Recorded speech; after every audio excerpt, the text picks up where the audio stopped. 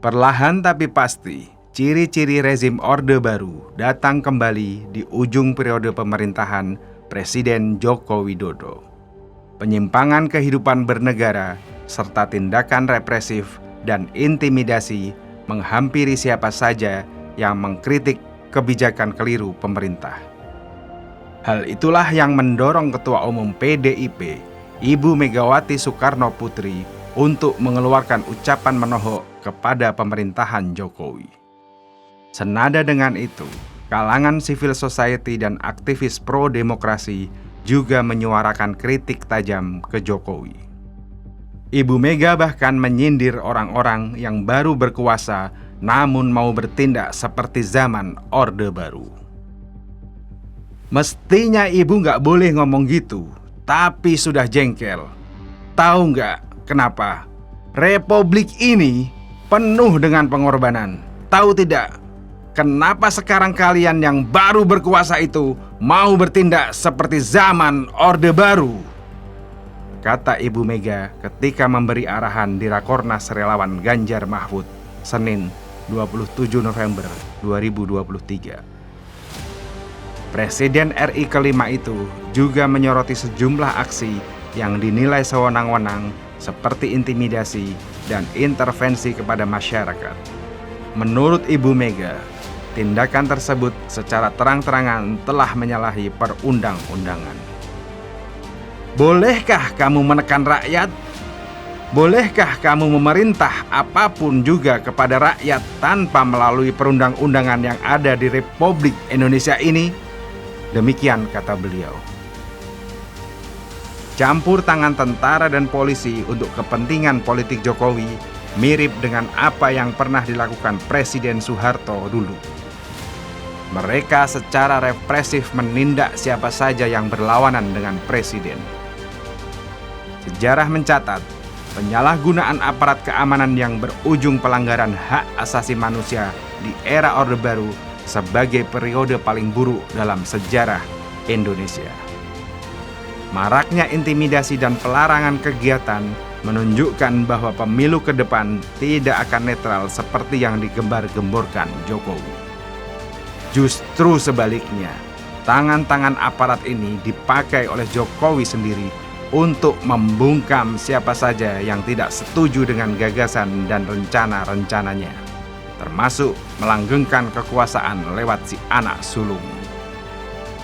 Sudah tak terhitung pembungkaman yang dialami tokoh, seniman, maupun masyarakat biasa. Negara menggunakan kekuasaannya bukan untuk melindungi masyarakat, namun justru sebaliknya, yakni untuk mengancam dan membungkam suara kritis masyarakat. Langkah tercela penguasa dalam membungkam suara-suara yang sumbang bagi mereka jelas berbahaya dan merusak demokrasi. Legitimasi hasil pemilu 2024 bisa diragukan karena penggunaan lembaga keamanan untuk memenangkan salah satu calon dan mengintimidasi mereka yang berseberangan. Senada dengan pernyataan Bu Mega, ratusan aktivis, tokoh anti korupsi, tokoh pers, pengajar, dan guru besar mengeluarkan suatu seruan terkait Pilpres 2024. Seruan tertanggal 27 November 2023 tersebut diinisiasi oleh Forum Lintas Generasi yang melakukan mimbar akademik terbuka di Sekolah Tinggi Filsafat Driarkara. Para peserta forum ini antara lain adalah tuan rumah Simon Petrus Lili Cahyadi, Ketua STF Driarkara. Ada juga Justinus Prastowo, Ketua Ikatan Alumni Driarkara. Lalu Omi Komaria Majid, Ketua Dewan Pembina Nurholis Majid Society. Lalu Sulistiowati Irianto, Guru Besar Antropologi Hukum Universitas Indonesia.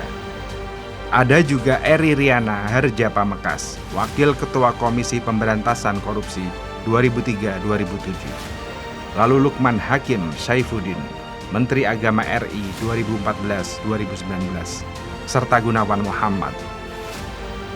Forum tersebut dibuka dengan sekapur sirih oleh Dr. Karlina Supeli, Direktur Pasca Sarjana STF Driarkara. Kami mengajak seluruh rakyat Indonesia agar berani bersuara jujur dan jernih dalam menghadapi pemilu demi menghidupkan kembali budaya yang mengutamakan kemaslahatan umum, bukan kepentingan sempit elit politik, kata Karlina saat memberi pengantar mimbar. Berikut ini adalah seruan Jembatan Serong selengkapnya. Hari-hari mendatang ini, nasib demokrasi Indonesia dipertaruhkan. Apakah tanah air akan berjalan sesuai dengan cita-cita proklamasi dan dasar Pancasila, atau sebaliknya menjadi ajang permainan politik dinasti dan oligarki? Demokrasi kita kehilangan adab karena penguasa memanipulasi lembaga negara untuk kepentingan politik keturunannya. Praktik ini memprihatinkan dan mengingatkan kita kepada amanat reformasi, yakni penghapusan korupsi, kolusi, dan nepotisme. Ini berarti spirit republik dan reformasi hilang dalam penyelenggaraan negara sekarang ini. Politik dipertontonkan tanpa peduli pada kepantasan etik dan moral bangsa demi kelanjutan kekuasaan. Untuk itulah, kami berseru dan bertekad untuk menegakkan negeri yang adil dan merdeka, yang menyediakan kesempatan yang setara kepada tiap-tiap putra-putri Indonesia. Tanpa nepotisme, tanpa kelompok atau keluarga yang memiliki hak-hak istimewa. Kami meminta seluruh lembaga tinggi negara menjamin pemilu yang jujur dan adil.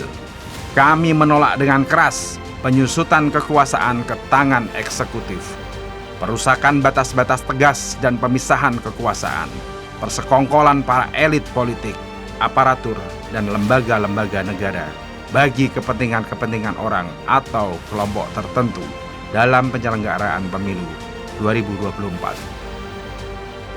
Kami menolak peremehan terhadap kaum muda sebagai kelompok dangkal, apatis, yang hanya bisa lucu-lucuan atau gemoy-gemoyan. Anak muda adalah salah satu pilar kemajuan bangsa. Kami menganggap anak muda sebagai bagian penting dalam perjuangan serius menyelamatkan demokrasi yang tidak apatis, yang bisa mencetuskan perubahan. Kami menuntut proses pemilihan umum 2024 yang memberikan pendidikan politik yang sehat bagi kaum tua dan muda.